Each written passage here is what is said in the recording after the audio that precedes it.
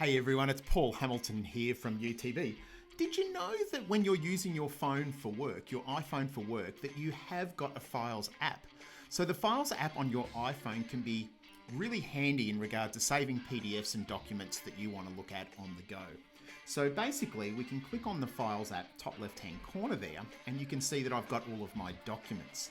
Now, a little tip from me, if you want to find your documents really quickly, you can use something called tags. So if I hold my finger down on the Apple AR seminar, what you'll notice is that you can apply some tags, which is halfway down our menu.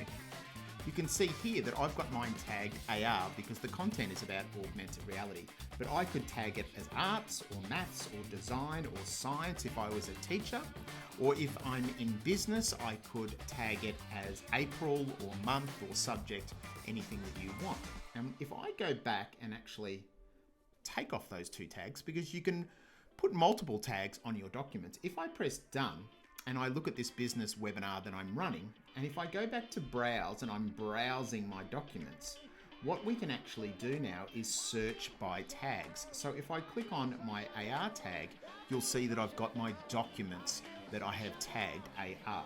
Now, very easily you can create and add different tags if you like by hitting the three dots at the top right hand corner to edit your tags and create new ones.